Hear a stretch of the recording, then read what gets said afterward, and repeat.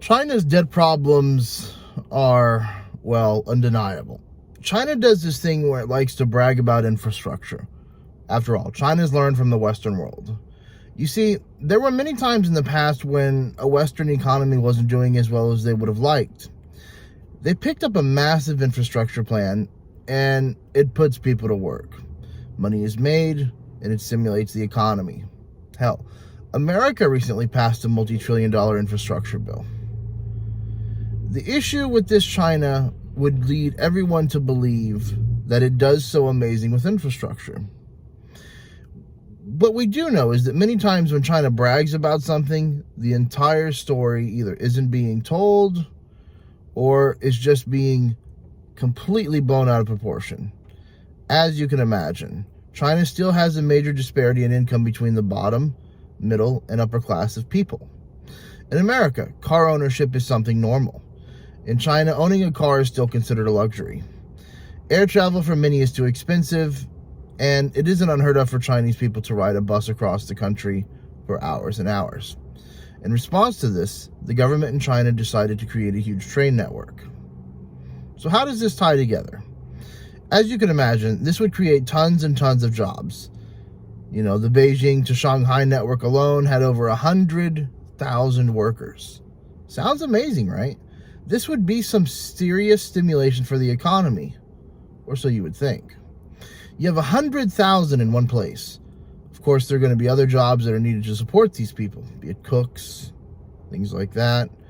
This really helped China avoid a recession in 2008 and 2009, when economic trade was really starting to fail.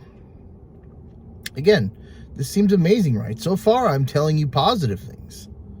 Well, as with pretty much all communist governments, there's going to be government intervention. And when the government gets involved, the wonderful thing of corruption happens. Oh, yay. Communist government corruption. Don't we all just love corruption?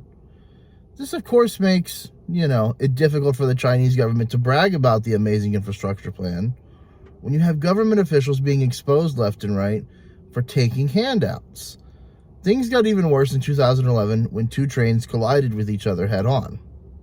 So, you have a communist entity, and people are losing faith in you for corruption and failure to even provide basic safety. What do? Well, you try and reassure the people by offering them a piece of the pie. So what did the communist government do? They created a state-run company, giving the falsehood to Chinese people that they somehow have a piece of the pie, which is pretty much what all communist governments do. They do this thing where they want to make the people believe that they're doing what's best for them when really they're not. So they borrowed $1 trillion and started on the most important routes for the trains, the high-speed trains, the most populated routes, the routes they assumed would be profitable and start to pay back the $1 trillion investment. These, of course, were finished very quickly, and as you can imagine, that was left was the medium and the smaller cities. Of course, the government pushed for these cities to get real also. I mean, after all, China has a problem, and that is moving people around, and when you have $1 trillion train company, shouldn't it, make trains, right?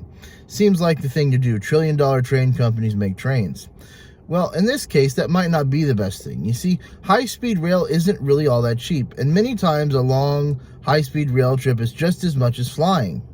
Okay, but the time you have to travel is much longer, which means in many cases is it a poor value for Chinese people to use high-speed rail because it doesn't allow you to hold cargo. High-speed rail is, again, expensive. It isn't made to carry cargo, and when you look at the cost, sometimes you might as well just fly. But then things got even worse. In 2015, the interest payments on the accrued debts are outpacing the operating profits from the rail lines. Of course, this happens because of the cost of maintenance. You build trillions of dollars in high-speed rail, you have to continue to repair the $1 trillion of high-speed rail. And the high-speed rail is high-speed rail, and it costs to keep it maintained, something the Chinese government didn't think of. As you can imagine, during COVID, all the lines became unprofitable, creating an insurmountable debt that now will be unable to be paid back. The most funny part is, did you remember that this is a state-owned company? So now China has an $850 billion bill from a state-owned company that it can't repay.